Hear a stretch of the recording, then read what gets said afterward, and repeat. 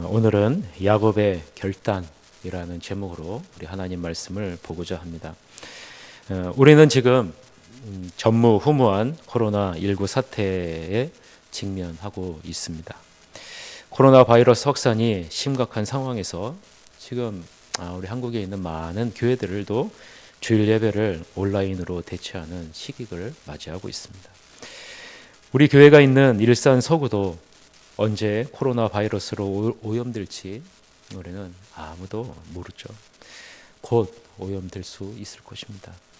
참으로 두렵고도 걱정이 되는 상황이죠. 이러한 위기의 상황에서 우리는 현 상황을 어떻게 해석하고 대처해야 할까?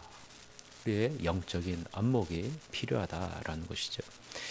우리는 지난 시간에 하나님이 왜 7년의 기근이라는 7년의 풍년과 7년의 기근이라는 환란을 주셨는가라는 것을 이유를 좀 살펴보면서 그 이유 중에 하나가 야곱의 자녀들의 죄를 깨닫게 하기 위함이라는 사실을 말씀드렸어요. 그리고 형제의 연합을 위함이다라고 말씀드렸습니다. 그래서 오늘 본문을 통해서 하나님이 이렇게 기근을 통해서 야곱을 몰아가시는 이유가 무엇일까라는 그러한 하나님의 그러한 영적인 시선을 우리가 느끼는 시간을 가지려고 합니다. 오늘 본문에 나오는 당시의 모든 사람들은 기근의 목적이 무엇인지를 모르고 있었어요. 왜 그럴까요? 단지 기근 그 겉으로 드러나는 그 현상만을 바라보기 때문에 그렇죠. 애굽에 7년의 풍년이 주어졌고 7년의 기근을 주신 목적을 아는 사람은 오직 한 사람밖에 없었습니다. 그것은 바로 하나님과 함께하고 하나님과 동행하는 요셉이라는 것이죠. 왜 7년의 풍년이 주어졌는지, 왜 7년의 흉년이 주어졌는지 이것을 아는 영적인 안목은 하나님과 함께하는 사람에게만 있기 때문에 그렇죠. 가나안 땅의 극심한 기근이 요셉과 그의 형제들이 다시 만나게 되는 배경을 설정하고 있음을 아는 인물도 바로 요셉밖에 없었습니다. 이 기근은 무엇을 이루기 위한 여러분 다리일까요? 그것은 하나님이 아브라함에게 약속하셨던 그 언약, 즉 애굽에서 400여 년 동안 종로로 타다가 다시 큰 민족을 이루어 가나안 땅으로 돌아오게 한다라는 그 하나님의 언약을 이루기 위한 징검다리임을 우리는 알 수 있죠. 이 내용이 창세기 15장 13절서부터 16절에 나와 있어요. 이 내용을 보시면 이렇죠. 여호와께서 아브라함에게 이르시되 너는 반드시 알라. 내 자손이 이방에서 객이 되어 그들을 섬기겠고 그들은 400년 동안 내 자손을 괴롭히리니 그들이 섬기는 나라를 내가 징벌할지며 그 후에 내 자손이 큰 재물을 이끌고 나오리라. 너는 장수하다가 평안히 조상에게로 돌아와 장사될 것이요 내 자손은 4대 만에 이 땅으로 돌아오리니 이는 아모리 족속의 제약이 아직 가득 차지 아니함이니라 하시더니라고 말씀하고 있어요. 하나님은 자신이 약속하신 구원 계획을 이루기 위해서 사람들이 미처 깨닫지 못하는 방법으로 지금 인도해 나가고 계시는 것이다라는 거예요.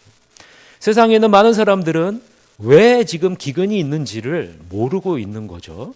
마치 여러분 지금 코로나19 사태가 왜 전 세계에 특히 우리나라에 또 이렇게 지금 급속도로 확산되고 있는가, 그 이유를 우리는 정확하게 알고 있지 못하고 있는 이유와 마찬가지이죠. 물론 영적인 안목이 있는 우리들은 조금은 이렇게 볼 수가 있죠. 그러나 여러분 세상 사람들은 그런 안목이 없기 때문에 알지 못해요. 여러분 하나님이 이루시는 일을 이 세상 사람들은 알지 못하지만 하나님과 동행하는 사람들에게는 숨길 수 없음을 여러분 믿으시길 바랍니다. 왜냐하면 하나님은 자신과 동행하는 자들을 통해서 하나님의 섭리하심을 이루어 나가시기 때문에 그렇습니다. 애굽에서 얻은 음식을 다 먹은 야곱의 자녀들은 이제 새로운 국면을 맞이하게 돼요. 왜요? 이제 가만히 있으면 다 죽을 수밖에 없기 때문에 그렇죠. 그래서 또 다른 그런 국면을 맞이할 수밖에 없는 거예요. 이것을 나타내는 단어가 바로 다 먹음에라는 그런 단어입니다. 이 다 먹음에라는 이 단어는 이 다라는 히브리어 단어 이 킬루는 마치다, 그치다, 멸절되었다라는 그런 뜻이에요. 그래서 다 먹었다라는 것은요, 그들에게 있는 양식이 이제는 다 소비되어서 더 이상 먹을 것이 없게 되었다라는 것을 의미합니다. 여러분, 다 먹었다라는 것은 이제는 결단을 해야 될 때이다라는 것을 의미하는 것과 마찬가지이죠. 자, 여러분 한번 우리 자신에게 한번 적용해 보세요. 여러분은 언제 결단하기가 쉽습니까? 내 안에 의지할 만한 것이 있을 때는 우리는 참 결단하기가 쉽지 않아요. 그런데 내 안에 의지할 만한 것이 다 사라졌을 때 여러분, 우리는 어때요? 결단해야죠. 여러분의 집에 먹을 것과 여러분이 가지고 있는 돈이 다 떨어졌어요. 그러면 여러분 어떻게 해요? 여러분 집에서 편안하게 쉴 수 있습니까? 없죠. 무엇인가를 해야 되는 결단의 시간이 다가오는 것과 마찬가지입니다. 야곱의 집에 양식이 하나도 없는 상태는, 즉 새로운 사건이 전개되는 것을 암시하고 있다라는 것이죠. 양식이 떨어진 이 야곱은 이 가족들을 살리기 위해서 새로운 결단을 해야 되기 때문에 그렇습니다. 살리기 위해서는 사랑하는 베냐민을 애굽으로 보내야 하는 결단을 해야 되기 때문에 그렇죠. 여러분, 하나님의 계획은 어떻습니까? 이 기근을 통해서 야곱을 비롯한 전 가족을 애굽으로 이주시켜서 요셉과 재연합하고 풍요로운 애굽의 곡창지대에서 그들을 돌봄으로 큰 민족을 이루어 다시 가나안 땅에 돌아오게 하는 것이 하나님의 계획이에요. 그런데 그 계획은 눈에 보이지 않습니다. 여러분, 마치 이 코로나19를 통해서 하나님이 이루시고자 하는 계획이 있는데, 여러분, 그 계획이 우리의 눈에 보이지 않는 것과 마찬가지이죠.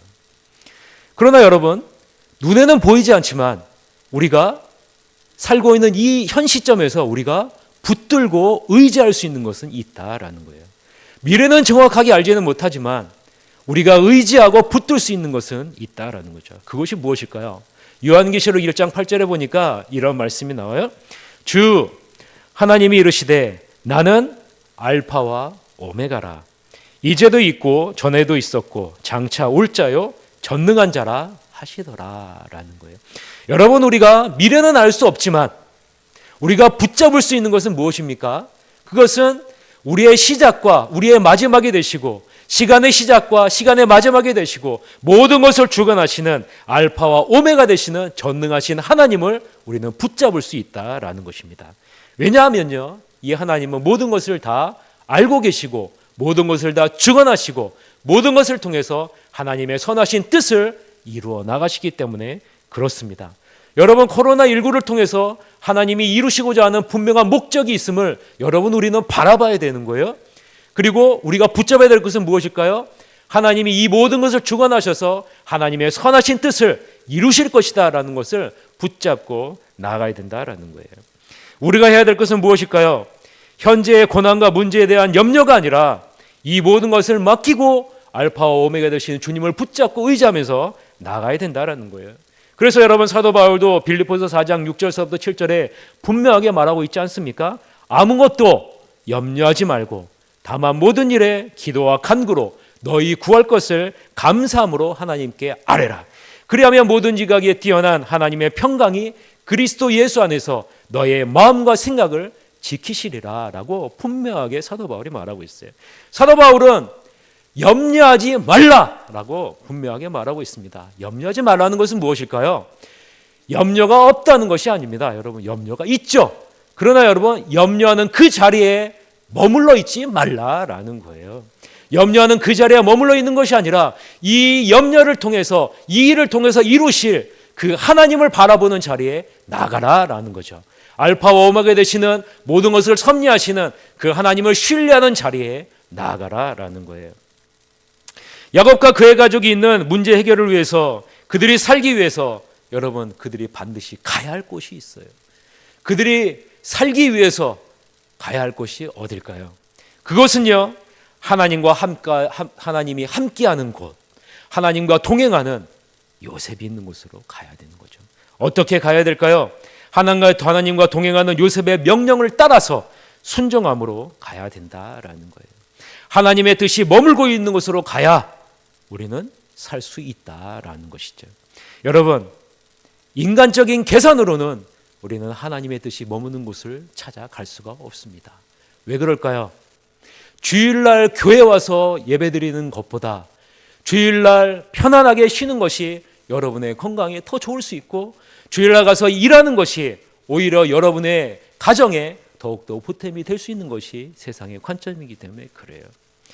제가 아는 어떤 성도님 한 분이 이런 얘기를 했어요. 목사님, 주일날 식당을 열면 평상시보다 2배, 3배의 소득이 들어오는데 제가 주일날 문을 닫아야 될까요? 라는 그런 질문을 받아본 적이 있어요. 여러분, 이것은요 정말로 큰 유혹이죠. 유혹이에요. 결단이 필요한 거예요. 이것을 포기하면서라도 더 소중한 가치를 위해서 결단하지 않으면 절대로 여러분 문을 닫을 수가 없는 것이죠. 그 문을 닫기까지 이 집사님이 몇 년이 걸린지 아세요? 7년이라는 세월이 필요했습니다. 7년이 걸렸어요. 7년이 지난 후에 이 집사님은요, 목사님 결단했습니다. 그래요. 무엇을 결단했습니까? 이것보다 더 소중한 것이 있음을 깨달았습니다. 라는 결단이에요. 그리고요, 지금은요, 이 집사님이 주일날 문을 닫고요, 주일날에 열심히 주일을 온전히 주님 앞에 봉사하면서 섬기고 있습니다. 여러분, 인간적인 계산으로는 절대로 하나님의 뜻이 머무는 곳으로 갈 수 없는 것이 우리들임을 여러분 고백하시길 바라요. 그러나 여러분, 야곱은요 인간적인 노력을 하고 있는 것을 우리는 보셔야 돼요. 여러분, 야곱의 인간적인 노력이 보이십니까? 야곱은요 자녀들에게 이렇게 말합니다. 가나안 땅의 아름다운 소산을 그릇에 담아라. 유향과 꿀과 향품과 모략과 유향나무 열매와 감복성화와 갑절의 돈을 가지고 가라 라고 이렇게 얘기를 해요. 여러분, 지금 야곱이 의지하는 것이 무엇일까요? 하나님의 섭리하심을 의지하고 있습니까? 하나님의 뜻을 의지하고 있습니까? 아니면 내 인간적인 노력을 의지하고 있습니까? 이러한 야곱의 태도를 바라보고 있는 유다는요, 요셉의 말을 전하면서 분명하게 말합니다. 창세기 43장 3절에 보면 이렇게 말을 하죠. 유다가 아버지에게 말하여 이르되 그 사람이 우리에게 엄히 경고하여 이르되 너희 아우가 너희와 함께 오지 아니하면 너희가 내 얼굴을 보지 못하리라 하였다라고 분명하게 말합니다. 여러분, 이 말은 무엇일까요? 요셉의 말대로 순종하지 아니하면 너희는 절대로 살 수 없다라는 말과 같다라는 것이죠. 엄히 경고했다라는 것은요, 더 이상 어디에도 타협점이 없다라는 것을 말하고 있는 거예요. 인간적인 노력이 아니라 순종을 요구하고 있는 것이죠. 요셉의 말을 통해 여러분 하나님의 마음이 느껴지십니까? 요셉의 말을 통해서 요셉의 말에 담겨져 있는 하나님의 마음은 이것이에요. 더 이상 하나님의 뜻이 머물고 있지 않은 곳에 머물지 말라라는 거예요. 여러분, 한번 마음속으로 한번 따라 보세요. 더 이상 하나님의 뜻이 머물고 있지 않은 곳에 머물지 말라. 여러분, 이것이 이 말 안에 담겨져 있는 거예요.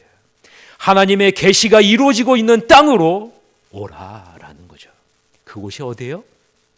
요셉이 있는 애굽이라라는 거예요. 약속의 땅, 즉 가나안 땅은 여러분 무엇을 의미합니까? 약속의 땅 가나안 땅은 하나님의 뜻이 머물고 있는 것을 의미하고 있는 거예요. 하나님이 임재하고 있는 것이, 하나님이 임재하고 있다라는 것을 의미하고 있는 것이 약속의 땅 가나안 땅이에요. 하나님의 계시가 이루어지고 있는 것이 약속의 땅 가나안 땅을 의미하고 있는 것이죠. 가나안 땅이라도 예루살렘 성전이라도 하나님이 그곳에 함께하지 않는다면 우리는 어떻게 해야 될까요? 과감하게 떠나야 되는 거예요. 왜요?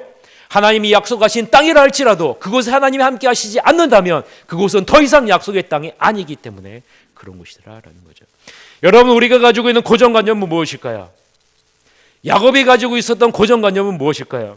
이스라엘 백성들이 가지고 있는 고정관념은 무엇일까요? 여러분, 여러분은 잘 보셔야 돼요. 이것을 통해서 하나님은 고정관념에서 나오기를 원하세요. 이 야곱이 가지고 있는 고정관념 중에 하나가 뭐냐면요, 이 땅을 절대로 떠날 수 없다는 거예요.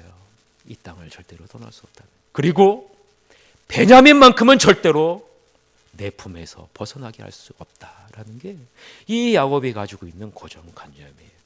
여러분, 이스라엘 백성들이 가지고 있는 고정관념은 무엇일까요?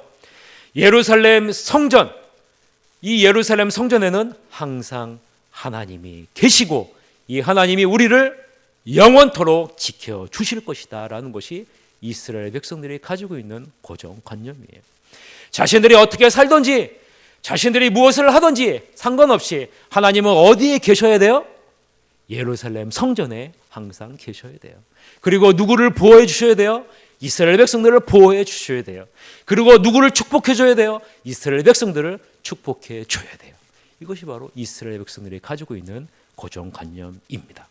그러나 여러분, 하나님은 그렇게 말씀하시지 않았습니다.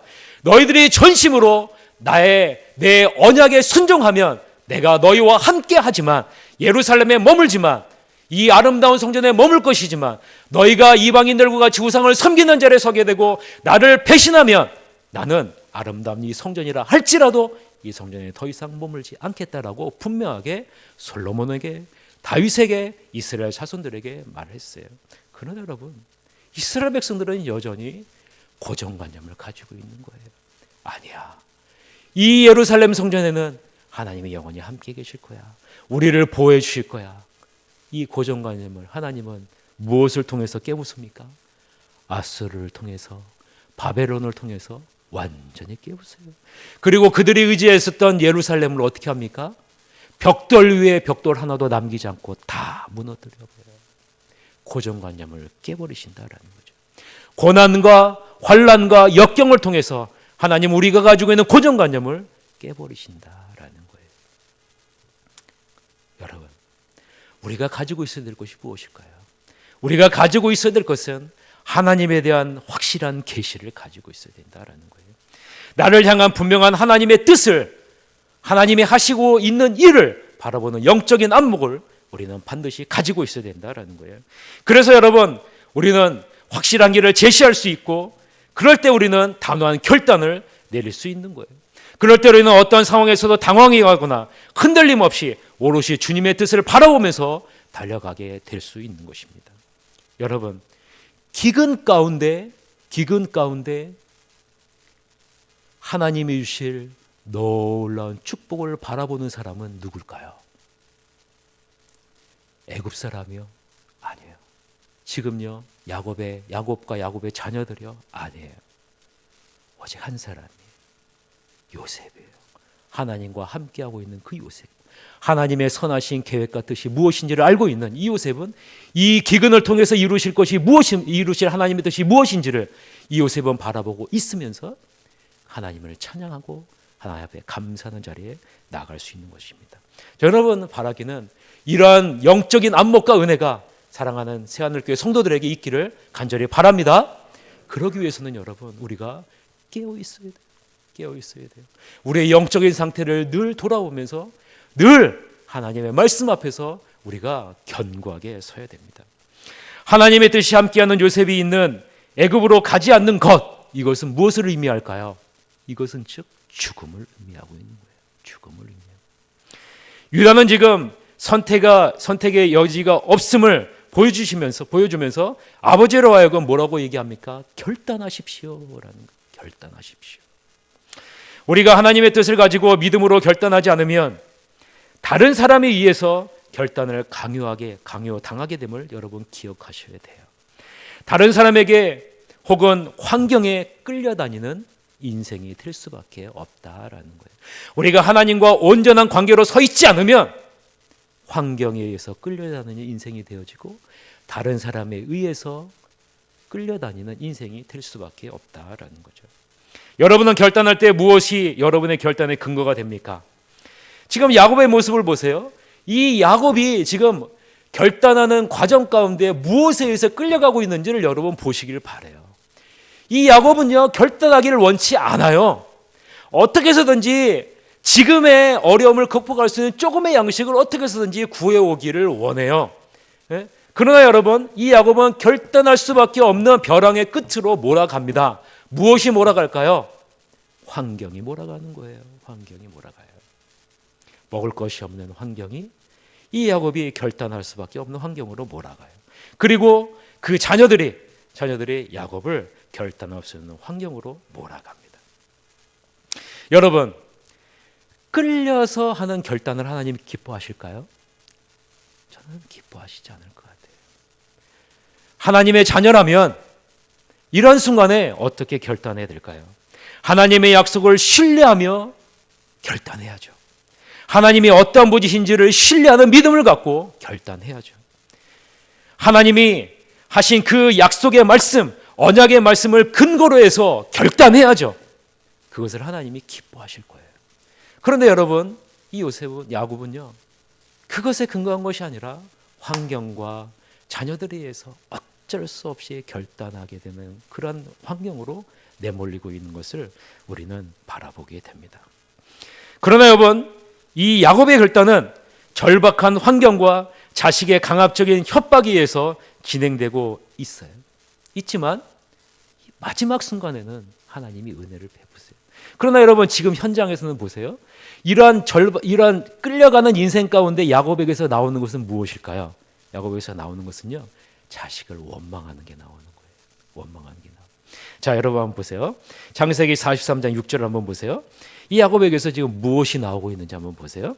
이스라엘이 이르되 너희가 어찌하여 너희에게 또 다른 아우가 있다고 그 사람에게 말하여 나를 괴롭게 하였느냐라고 얘기를 해요. 우리가 믿음으로 결단하지 않으면 우리는 부끄러운 결단의 상황에 몰리게 되고 또 원망하는 자리에 우리가 서게 된다라는 거죠. 왜 하나님이 이렇게 야곱을 몰아가실까? 그 이유는 이 야곱이 스스로 결단할 수 있는 영적인 판단력을 상실했기 때문에 그래요. 하나님은 야곱의 결단을 통해서 놀라운 언약을 이루셔야 되는데 이렇게 하지 않으면 이 야곱은 영적인 무능력 가운데 빠져 있기 때문에 이렇게 해서라도 야곱이 결단할 수 있도록 하나님이 몰아가고 계신 것이다라는 거예요. 자, 여러분, 지금의 코로나 상황을 한번 보세요. 저는 이미 수년 전에 여러분 이 신천지의 그런 해악함을 알고 전에 있었던 교회에서 과천에 가서 시위를 한 적이 있어요. 시위를 했어요. 수많은 청년들, 여러분 청년 10만 명이 여러분 신천지에 빠져 있는 거 여러분 아세요? 그리고 수만 명의 가정이 여러분 깨진 걸 아세요? 그리고 수만 명의 부모들이 이 자녀들을 돌려주세요라고 신천지 앞에서 여러분 시위를 하고 있는 거 여러분 아세요? 얼마나 많은 괴로움과 슬픔과 고통이 있는지 몰라요. 그것을요, 지금 여러분 하나님이 어떻게 하세요? 드러내시잖아요. 이 사건을 통해서 드러내시잖아요. 하나님의 계획과 그 섭리하심이 여러분 이것을 통해서 나타나고 있는 것을 우리는 봐야 된다라는 거죠. 여러분, 우리는 영적인 안목을 갖고 있어야 돼요.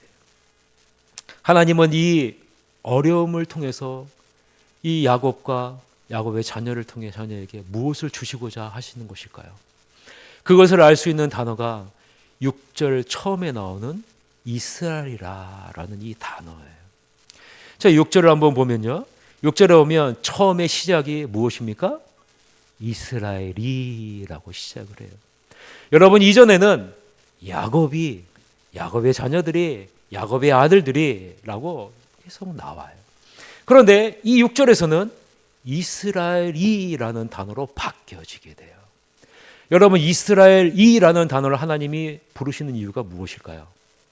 하나님은 야곱이라는 이름을 약복강가에서 이스라엘이라는 이름으로 바꿔주셨어요.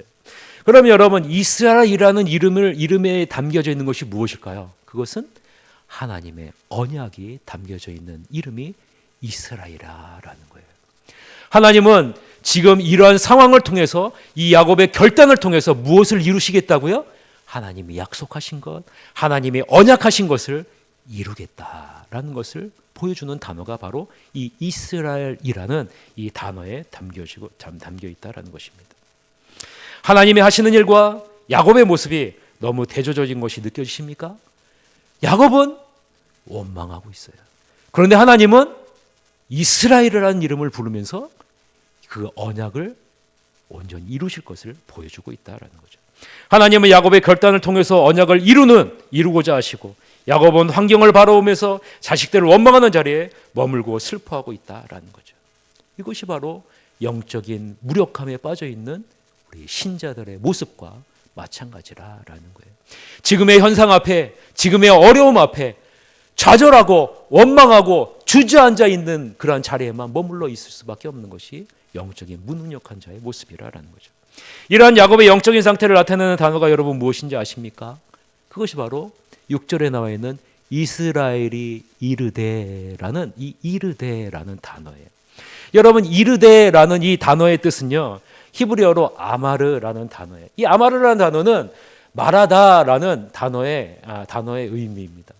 그런데 이것을 문맥에 맞게 재해석하면 이 아마르라는 단어를 이런 의미로 해석할 수가 있어요. 그것은 뭐냐면 원망한다, 슬퍼한다, 한탄한다라는 의미예요. 그러면 여러분, 이스라엘이 이르되라는 의미는 이스라엘이 한탄하고 있고 슬퍼하고 있다라는 거예요. 이 안에는, 이 두 단어 안에는요, 하나님의 마음과 이스라엘의 이 요셉의 마음이 대조적으로 이루어져 있음을 여러분 보셔야 되는 거예요. 잘 보세요. 이스라엘이라는 이름에는 무엇이 담겨져 있다 그랬어요? 하나님의 언약이 담겨져 있다 그랬어요. 그런데 이르되라는 단어 안에는 무엇이 담겨져 있다고요? 한탄한다, 슬퍼한다라는 단어가 담겨져 있다라는 거예요. 네? 하나님은 언약을 이루시겠다라고 이스라엘이라고 부르시고 있는 반면에 이 이스라엘은 한탄하고 슬퍼하는 절에 머물러 있다라는 거예요. 여러분, 이것이 바로 영적인 무능력한 자가 머무는 그 자리라는 사실을 여러분 바라보셔야 되는 거예요. 이런 한탄은 자식을 향해 이렇게 말합니다. 왜 너희들은 나를 이렇게 해롭게 하느냐 라는 그런 원망의 자리에 나가게 됩니다. 이러한 야곱의 반응에 이제는 야곱의 아들들이 하나가 되어서 야곱을 설득합니다. 이 장면이 바로 창세기 43장 7절 말씀이에요. 한번 다 같이 한번 읽어볼까요? 43장 7절 시작. 그들이 이르되 그 사람이 우리와 우리의 친족에 대하여 자세히 질문하여 이르기를 너희 아버지가 아직 살아계시느냐 너희에게 아우가 있느냐 하기로 그 묻는 말에 따라 그에게 대답한 것이니 그가 너희의 아우를 데리고 내려오라 할 줄을 우리가 어찌 알았으리까 라고 이제는요 야곱의 아들들이 한 마음으로 아버지를 설득하고 있는 거예요. 야곱의 아들들은 요셉이 치밀하고 꼼꼼하게 질문했기 때문에 자신들을 있는 그대로 대답할 수밖에 없었습니다 라는 변명이죠. 여러분, 이때 이 유다가 결단합니다. 그리고 유다가 말해요. 여러분, 이 말을 여러분 잘 기억하시길 바라요. 유다의 변화에 여러분 주목하시길 바랍니다. 유다가 창세기 43장 8절에서부터 10절에 말합니다. 보세요.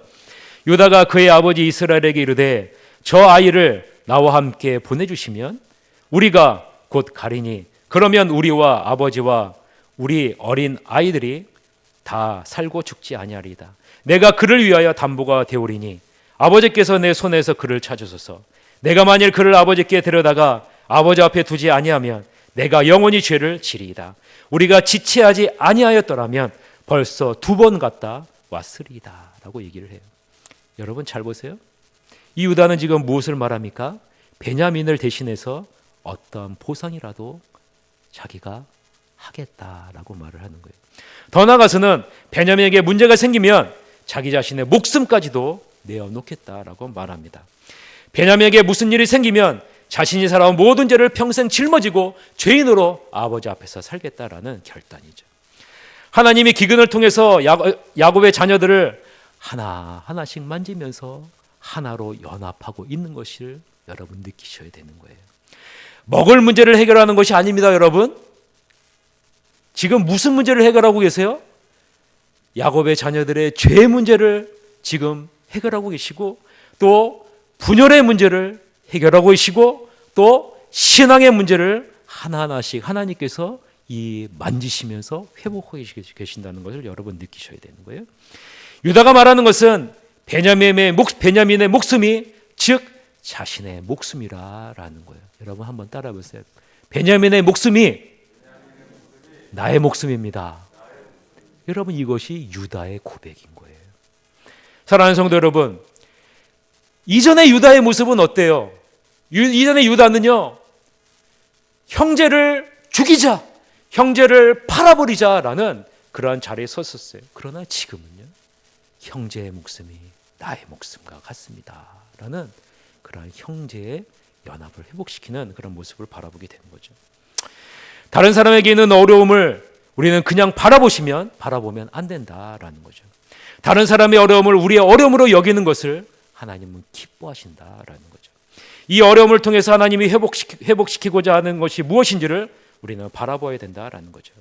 하나님의 선하신 뜻이 무엇인지를 우리는 바라봐야 된다라는 것입니다. 이러한 변화된 유다가 여러분 하나님 앞에서 얼마나 큰 축복을 받는지 아세요? 이 유다가 이렇게 큰 축복을 받게 되는 그 시발점이 여러분 바로 이 고백이에요. 고백. 베냐민의 목숨이 즉 나의 목숨과 같습니다 라는 그런 고백. 자, 여러분 이 유다가 어떤 축복을 받는지 우리 다 같이 한번 읽어봅시다. 이거 굉장히 중요한 말씀이에요. 여러분들도 이런 축복을 받기를 원해요. 창세기 49장 8절서부터 12절 우리 같이 한번 읽어봅시다. 시작. 유다야, 너는 내 형제의 찬송이 될지라. 내 손이 내 원수의 목을 잡을 것이요 내 아버지의 아들들이 내 앞에 절하리로다. 유다는 사자 새끼로다. 내 아들아, 너는 움킨 것을 찢고 올라갔도다. 그가 엎드리고 움크림이 수사자 같고 암사자 같으니 누가 그를 범할 수 있으랴. 규가 유다를 떠나지 아니하며 통치자의 지팡이가 그 발 사이에서 떠나지 아니하기를 실로가 오시기까지 이르리니 그에게 모든 백성이 복종하리로다. 그의 나귀를 포도나무에 매며 그의 암나귀 새끼를 아름다운 포도나무에 맬 것이며 또 그 옷을 포도주에 빨며 그의 복장을 포도주즙에 빨리로다. 그의 눈은 포도주로 인하여 붉겠고 그의 이는 우유로 말미암아 희리로다. 여러분, 기근만 바라보시면 안 된다라는 거예요. 하나님은 이 기근을 통해서 지금요 유다를 회복시키고 있어요. 유다를 어떻게 해요? 하나됨, 자녀의 하나됨, 그리고 유다의 신앙도 만지고 있는 것이죠. 그리고요 하나님은 이 유다를요 축복해 주세요. 유다를 축복해 주세요. 바라기는 이 유다에게 있는 이 놀라운 축복을 우리 사랑하는 여러분들에게도 하나님이 풍성하게 부어주시기를 간절히 축원합니다. 그러기 위해서는요 우리는 항상 남을 소중하게 여기는 그런 마음을 가져야 되는 거예요. 자기 자신의 잘못을 깨닫고 형제의 목숨과 자기의 목숨을 동일하게 여긴 유다와 같이 우리도 이러한 마음을 가져야 돼요. 그럴 때 여러분 하나님은 유다를 어떻게 들어쓰세요? 형제들의 찬송이 되게 하겠다라는 거예요. 형제들의 찬송이 되게 하겠다. 그리고 원수의 목을 잡게 하겠다. 유다의 자손들이 나라를 책임지는 왕권이 끊이지 않게 하겠다. 온 인류의 구속자 되시는 그리스도가 유다의 자손을 통해서 나오게 하겠다라는 축복을 누리게 하시는 것입니다. 사랑하는 성도 여러분, 이 세상은 다른 사람을 나같이 귀중하게 생각하는 것을 어리석은 것이라고 말해요. 다른 사람을 이용해서 나 자신이 높아져야 지혜로운 사람이라고 얘기를 하고 성공한 사람이라고 얘기합니다.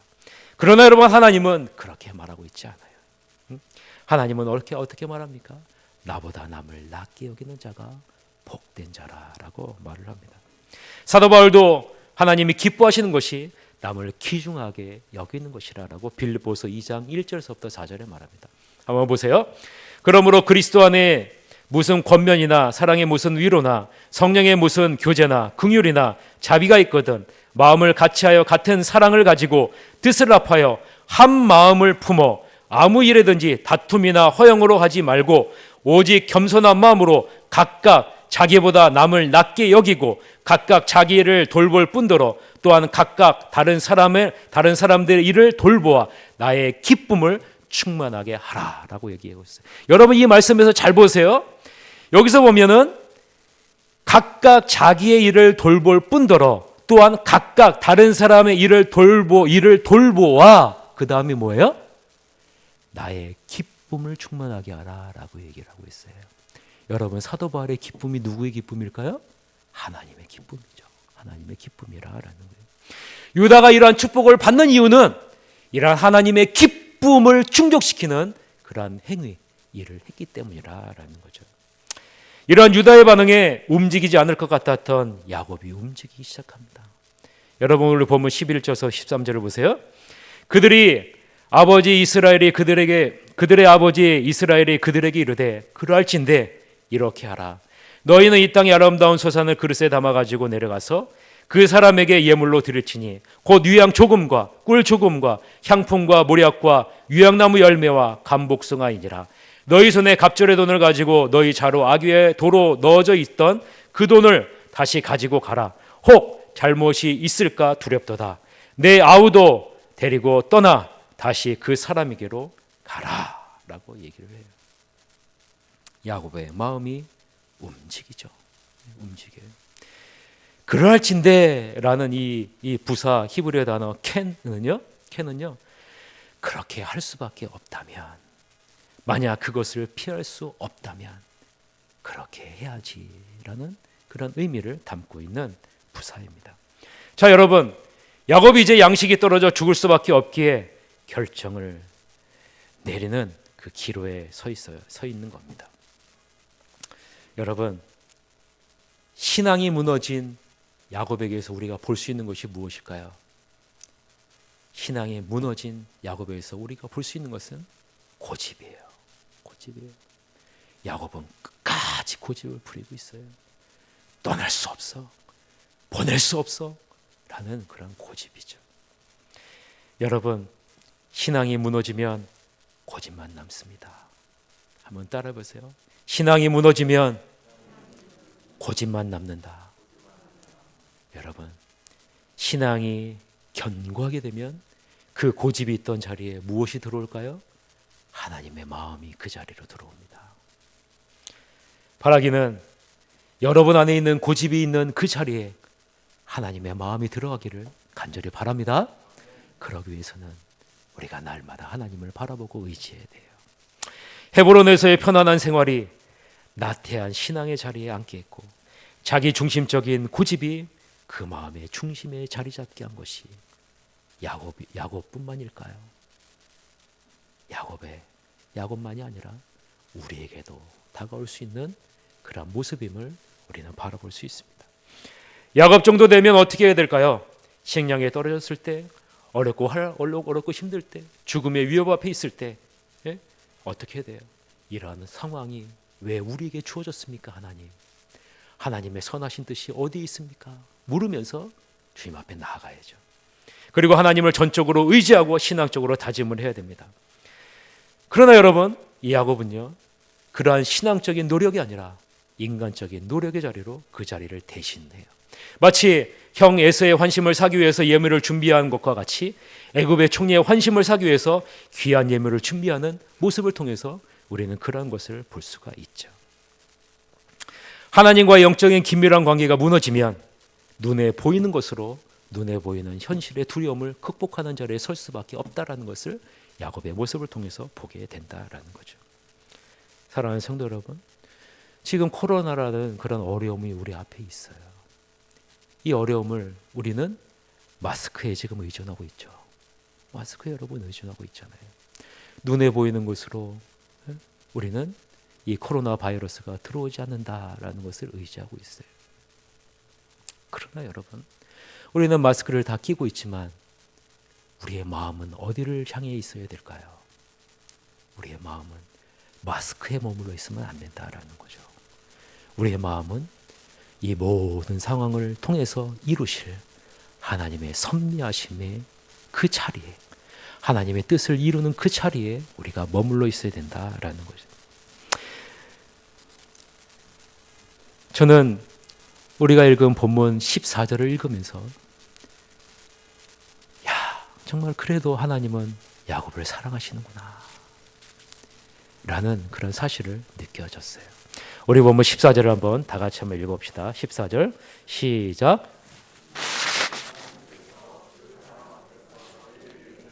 묘사 그 사람으로 너희 다른 형제와 베냐민을 돌보게 하시기를 원하노라.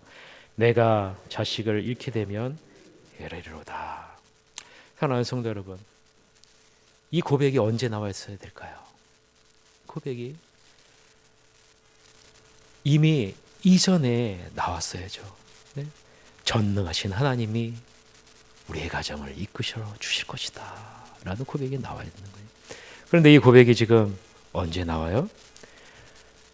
도저히 의지할 만한 대상이 보이지 않을 때, 그 죽음의 벼랑 끝에서 지금 야곱에게서 나오고 있는 거예요. 그 벼랑의 끝에서 비로소 무엇이 보이기 시작하는 거예요? 비로소 자기 자신이 잃어버렸던 전능하신 하나님 다시 한번 바라보게 된다라는 것이죠. 저는 이렇게 기도하고 있습니다.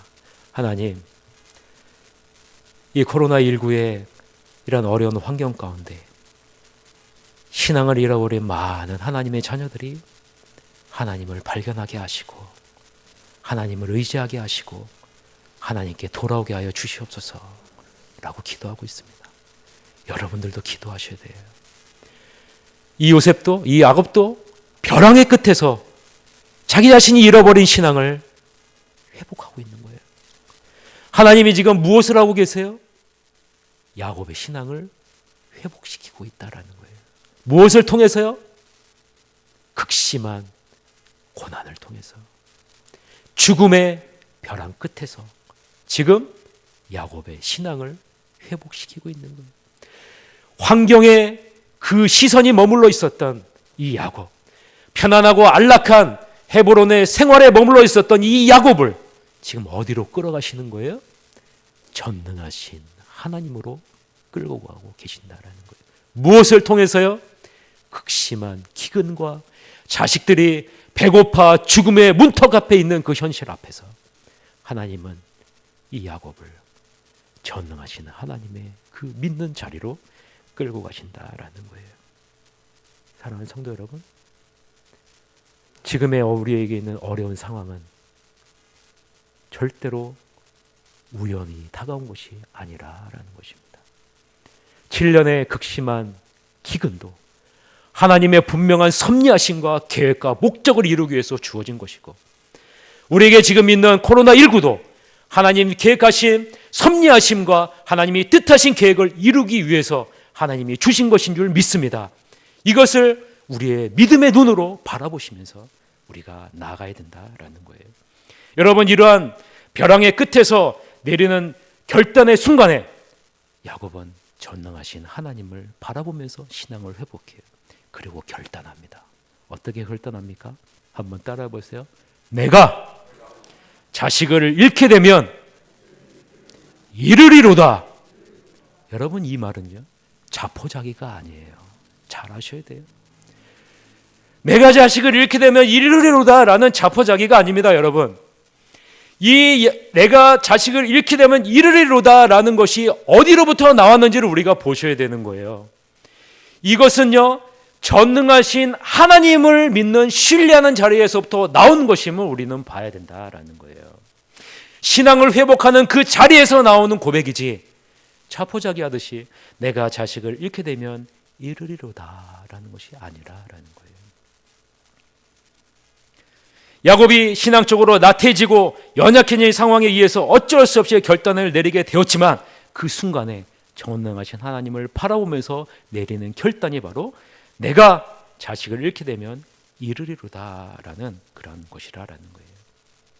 절망적인 상황에서 하나님은 야곱의 신앙을 만지고 회복시키신다라는 거예요. 여러분, 전능하신 하나님은 무엇을 의미할까요? 전능하신 하나님은 스스로 능력의 근원이 되시는 분이 바로 우리가 믿는 하나님이시다라는 그런 의미를 담고 있습니다. 모든 문제를 그분은 능히 해결할 수 있다라는 것이 바로 전능하신 하나님의 단어 안에 담겨져 있는 것입니다. 여러분, 코로나 이러한 모든 것도 다 누구의 손 안에 있습니까? 하나님의 손 안에 있어요. 하나님이 이 모든 문제를 해결해 줄 줄 믿습니다. 여러분 이것을 믿고 전능하신 하나님을 부르면서 이 전능하신 하나님을 의지하면서 날마다 우리는 전능하신 하나님을 부르면서 나가야 될 줄 믿습니다.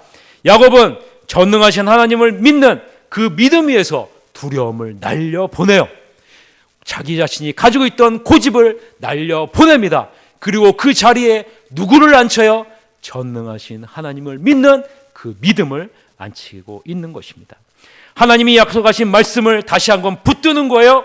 하나님에 대한 절대적인 신뢰와 믿음을 회복하는 신앙의 결단의 자리에 나아가게 된다라는 것입니다. 여러분, 우리가 주님 앞에 온전히 서 있지 못하면 우리는 주변의 환경에 끌려가는 인생이 될 수밖에 없어요. 주변의 환경을 바라보면서 두려워 떨고 원망하는 자리에 설 수밖에 없어요. 그러나 하나님은 하나님의 자녀를 어디로 끌고 가기를 원하세요? 하나님의 섭리하심이 있는 자리로, 하나님의 뜻이 있는 자리로, 하나님의 약속이 이루어지는 자리로, 전능하신 하나님을 신뢰하는 자리로 하나님이 우리를 이끌어 나가기를 원하신다라는 거예요. 우리의 눈에는 보이지 않아요. 이스라엘 백성들의 눈에도 보이지 않고 애굽 사람들의 눈에도 보이지 않아요. 그러나 하나님은 그 7년의 기근을 통해서 하나님은 무엇을 만지고 계세요? 하나님의 자녀들의 죄 문제를 해결하고 계세요. 그리고 하나님의 자녀의 분열됨을 연합시키고 계세요. 그리고 하나님의 자녀들의 무너진 신앙을 어떻게 하고 계세요? 회복시키고 계신다라는 거예요. 저는요 또한 이렇게 기도합니다. 하나님, 무너진 대한민국의 신앙을 이번 코로나19를 통해서 다시 한번 각성시켜 주시옵소서. 우리의 무뎌져 있는 이 죄에 대한 무감각함을 다시 한번 깨닫게 하여 주시옵소서. 그리고 회개함으로 하나님 앞에 자복하고 엎드려 다시금 평양 대부흥과 같이 신앙의 대부흥이 일어나게 해 주시옵소서 라고 여러분 저는 기도하고 있어요. 이것이 어찌 보면 우리의 대한민국, 우리 기독교인에게 더욱더 큰 유익이 있는 일이 될 수도 있겠구나라는 믿음의 눈을 바라보면서 주님 앞에 기도하고 있는 것입니다. 여러분, 이 코로나로 인해서 밖으로 나가지도 못해요. 이 코로나로 인해서 여러분 모임도 제대로 할 수 없어요. 코로나로 인해서요 이제는요 해외로 나갈 수도 없어요. 전 세계가 이제 우리나라 사람들을 어떻게 해요? 안 받아줘요. 안 받아줘요. 오늘 아침 뉴스에도요 몇 개국이 추가가 됐대요. 우리나라를 안 받아준다고요. 여러분, 이제는 여러분이 가고 싶어도 못 가요. 밖에 나가고 싶어도 여러분 마음대로 못 나가잖아요. 이럴 때 여러분 우리는 무엇을 해야 될까요? 이럴 때 여러분 우리는 무엇에 집중해야 될까요? 이럴 때 여러분 우리는 더욱더 무엇을 바라봐야 될까요? 하나님의 선하신 계획과 하나님의 선하신 뜻을 바라봐야 됩니다. 내 자신의 모습을 바라보고 하나님과 온전히 연합하고 있지 못하고 다른 사람과 온전히 하나 되지 못하는 내 모습, 그리고 신앙적으로 무너져 내린 내 모습을 바라보면서 하나님, 이 코로나를 통해서 내 자신이 겸비한 신앙의 모습으로 돌아오게 하여 주시옵소서라고 기도하시고, 여러분의 목장도 여러분의 가정도 하나님 앞에 온전한 신앙이 회복되는 모습으로 돌아오게 주시옵소서라고 기도하시는 여러분 되시길 바랍니다. 지금의 어려움을 통해서 여러분의 신앙이 더 견고해지기를 주님의 이름으로 간절히 축원합니다. 전능하신 하나님을 더 의지하고 바라보는 계기가 되시기를 간절히 바랍니다. 우리에게 결단의 순간이 다가오고 있고 결단의 순간이 있는 거예요. 이럴 때 여러분의 결단하심으로 말미암아 하나님의 선하신 뜻이 여러분을 통해서 이루어지기를, 여러분의 가정에 이루어지기를, 여러분의 목장에 이루어지기를, 새하늘교회에 이루어지기를 주님의 이름으로 간절히 축원합니다. 기도하겠습니다. 하나님 아버지, 코로나의 19로 수많은 사람들이 어렵고 힘든 상황 가운데 있습니다. 이 세상에 있는 모든 사람들은 이 코로나19 바이러스를 통해 바이러스만을 바라봅니다. 그러나 아버지 하나님, 우리의 시선이 이 환경에만 머물지 않게 하여 주시옵소서. 하나님, 우리의 눈을 들어 하나님의 그러한 전능하신 손을 바라볼 수 있도록 이끌어 주시옵소서. 이 바이러스를 통해서 하나님이 이루시고자 하는 것이 무엇인지, 하나님이 섭리하시고자 하시는 것이 무엇인지, 하나님이 뜻하시고자 하신 것이 무엇인지를 바라보는 아버지 하나님 신앙인이 될 수 있도록 이끌어 주시옵소서. 그래서 아버지 하나님, 우리 본문을 통해서, 기근을 통해서 하나님은 이스라엘 백성들의 죄의 문제를, 이스라엘 백성들의 연합의 문제를, 이스라엘 백성들의 신앙의 문제를 회복시키셨듯이, 하나님 이 코로나를 통해서 하나님께서 대한민국의 아버지 하나님 기독교 아버지 하나님 모든 신앙인들을 온전히 회복시켜 주실 것을 믿음의 눈으로 바라보면서 아버지 하나님 겸비하게 주님 앞에 나가기를 소망합니다. 바라기는 새하늘교회 모든 성도들이 아버지 하나님 이번 코로나를 통해서 더욱더 하나님을 의지하게 하여 주시고, 하나님을 온전히 바라보게 하여 주시고, 전능하신 하나님을 신뢰하는 믿음의 자리에 설 수 있도록 이끌어 주시옵소서. 우리의 신앙이 더욱더 견고하게 설 수 있도록 이끌어 주시고, 아버지 우리의 죄를 자복하고 회개하는 아버지 하나님이여, 회개의 자리에 서고 하나님 앞에 온전하게 서서 하나님을 기쁘시게 하는 자리에 서서 유다가 하나님의 놀라운 축복을 누렸듯이 아버지 하나님 이것을 통해서 우리의 모든 자녀들이 하나님의 놀라운 축복을 누리는 복된 하나님의 자녀들이 다 될 수 있도록 이끌어 주시옵소서. 하나님 아버지, 우리에게 허락하신 모든 것이 주님의 손으로부터 온 것임을 알기에 아버지 하나님 이것을 떼어서 하나님 앞에 드렸습니다.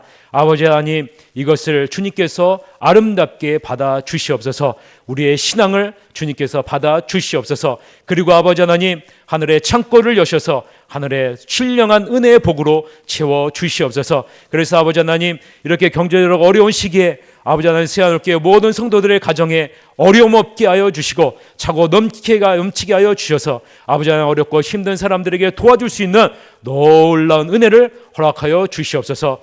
지금은 우리 구주 예수 그리스도의 은혜와 하나님 아버지의 무한하신 사랑과 성령님의 감화 감동 충만 교통하심이 드러난 현상만을 바라보는 것이 아니라 이것을 통해서 이루시고자 하시는 하나님의 놀라운 섭리하심과 뜻과 계획하심을 바라보고 아버지 하나님 그것에 우리의 마음과 시선을 고정하기를 원하는 사랑하는 모든 새하늘교회 성도들 머리 위에 지금으로부터 영원토록 주님께서 함께 하시기를 예수 그리스도의 이름으로 간절히 축원하옵나이다.